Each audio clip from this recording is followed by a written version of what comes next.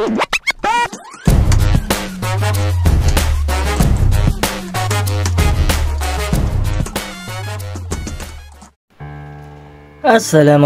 warahmatullahi wabarakatuh. Halo kawan-kawan semua, dimanapun kalian berada, insya Allah kita semua dalam keadaan yang baik-baik saja dan tetap kuat menjalani segala lika-liku kehidupan. Alhamdulillah sampai detik ini kita masih diberi nikmat hidup, terlepas bagaimana jalan yang kita tempuh di kehidupan kita masing-masing. Yang jelas kita semua adalah main karakter di kehidupan kita masing-masing.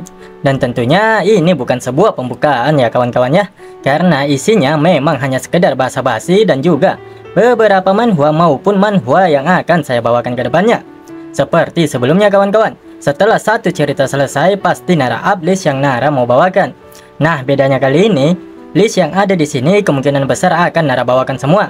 Hanya saja kira-kira menurut kawan-kawan mana nih yang bagus kita dengarkan pertama.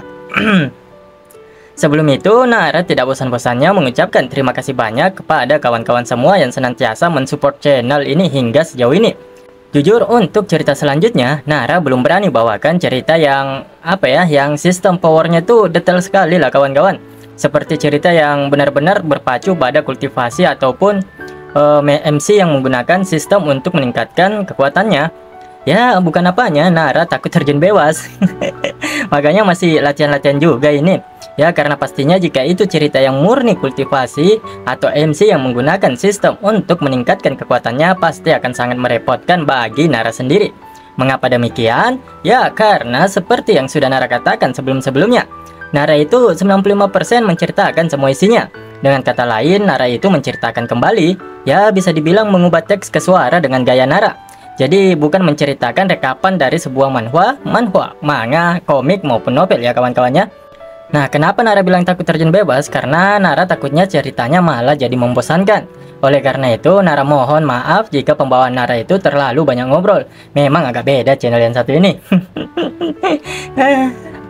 Baiklah, kita kembali ke benang merahnya. Nah rencana Nara itu 2 atau 3 hari ke depan Nara mau bawakan manhwa yang termasuk manhwa lama, serta chapternya sudah lumayan banyak dan juga masih berjalan. Dan judul manhwa ini adalah Legend of the Northern of Blade atau Legenda Pedang Utara. Ya begitulah bahasa Indonesianya. Ya kalau misalnya salah ya mohon maaf lah. Memang Nara termasuk bodoh dalam bahasa Inggris. Astagfirullah. Nah untuk cerita satu ini Nara berani jamin tidak kalah dari Damho. Secara rating juga lebih tinggi dari Damho. Manhwa ini sebenarnya pernah Nara ikuti di satu channel, akan tetapi Nara lupa nama channelnya. Sayangnya tidak dilanjutkan ya kawan-kawan. Kalau tidak salah itu sekitar tahun 2021-2022 yang lalu lah. Karena penasaran Nara baca sendiri sampai season satunya selesai. Sebenarnya ini yang mau Nara bawakan kemarin, hanya karena lupa judulnya jadilah si Damho yang Nara up. Alhamdulillah banyak yang suka cerita si Damho itu. Jadi pas Nara cari-cari manhwa yang mirip-mirip Damho lagi untuk cerita baru, akhirnya ketemu juga sama manhwa ini. Dan ternyata season 2 nya sudah lanjut serta chapternya yang sudah begitu banyak. Tapi perlu Nara ingatkan, kalau manhwa ini tuh zero to hero yang alurnya tidak cepat, tapi tidak bisa dikatakan lambat juga. Sama halnya lah si Damho yang pada akhirnya hidup sebatang kara dan hanya ada 1-2 orang yang benar-benar menganggapnya.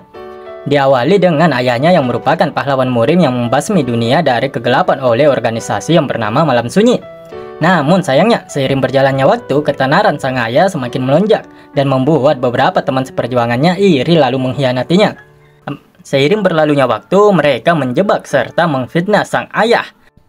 Karena sang ayah mengetahui bahwa orang-orang itu tidak akan pernah berhenti untuk mendesaknya, maka dari itu sang ayah memutuskan untuk membubarkan sekte Surgawi Utara. Dia juga meminta kepada orang-orang aliansi murim itu agar tidak menyentuh anaknya, karena anaknya sedari kecil sudah hidup tanpa seorang ibu, apalagi di tempat yang begitu gersang seperti ini. Dan sesaat kemudian, tanpa disangka-sangka, dia menancapkan pedangnya di tubuhnya sendiri. Dia bunuh diri tepat di hadapan orang-orang aliansi murim serta anak sematawayangnya. Namun sialnya bagi sang anak itu kawan-kawan, anak yang bernama Jin Muwon tetap mendapatkan dampak dari keserakahan orang-orang itu. Dia disiksa cukup lama oleh para pengkhianat tersebut, namun dia juga tidak bisa melakukan apapun. Hingga akhirnya dia menemukan teknik martial yang ayahnya tinggalkan diam-diam untuk dia. teknik yang menjadi rebutan semua orang. Si Jin Woo-won ini berlatih sendirilah, sama halnya dengan Damho, tanpa ada guru yang mendampingi. Dan perlahan dia semakin kuat lalu membalaskan dendam ayahnya. Ya mungkin secara garis umum manhwa murim ini sama dengan manhwa murim lainnya, di mana aliansi, kultus demonik, balas dendam, pengkhianatan dan lainnya akan ditemukan di manhwa ini. Akan tetapi manhwa ini memiliki daya tariknya sendiri. Terlebih lagi yang Nara sangat suka adalah tidak adanya harem ataupun heroin yang terlalu mengganggu bagi MC. Walaupun kehidupan MC mulai berubah diawali dengan munculnya wanita misterius. Dan pastinya Jin Woo-won ini anti naif ya kawan-kawannya. Otak dan ototnya juga sejalan, meskipun beberapa musuhnya tidak langsung dia habisi. Secara perlahan ya tentu saja Jin Woo-won ini tidak kalah badasnya dengan Damho.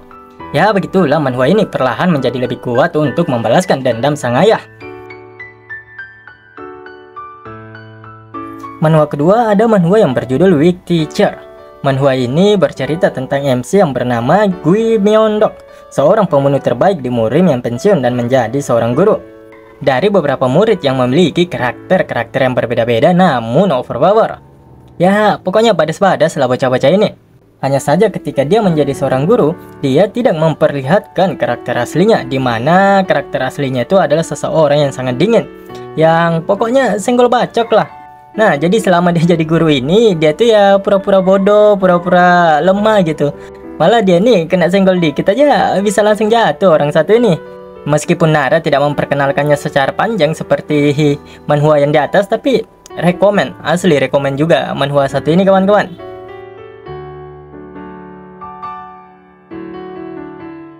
Nah, terus tuh yang ketiga ada manhwa Necromancer nih. Ya Nara beranikan diri lah untuk memasukkannya ke list.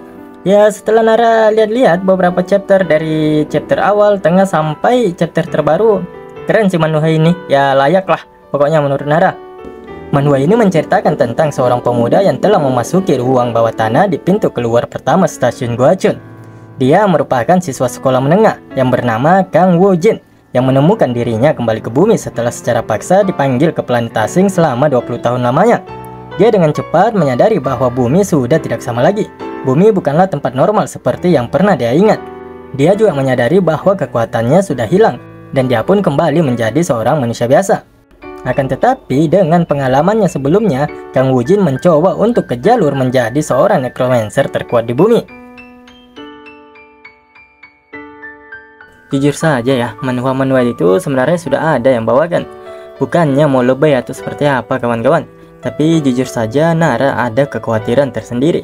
Bukannya gimana-gimana, cuma takutnya saja kalau misalnya pas Nara yang bawakan manhwa yang sebenarnya bagus malah jadi membosankan atau bahkan hancur di channelnya Nara. Apalagi kalau sebelumnya sepuh-sepuh channel alur manhwa yang jam terbangnya tidak perlu diragukan lagi sudah pernah membawakannya. Aduh, pasti merasa kebanting lah Nara. Ya takut aja sebenarnya kalau kawan-kawan tidak bisa menikmatinya. Tapi insya Allah Nara akan selalu berbenah kok, biar kita semua bisa sama-sama menikmati ceritanya. Dan cerita yang Nara bawakan tuh pasti cerita yang tidak jauh dari yang namanya berlumuran darah. Kalaupun ada yang bukan bantai membantai, tetap Nara pilih-pilih yang pastinya bukan MC yang terlalu naif, dan juga dikendalikan sama heroin atau harem.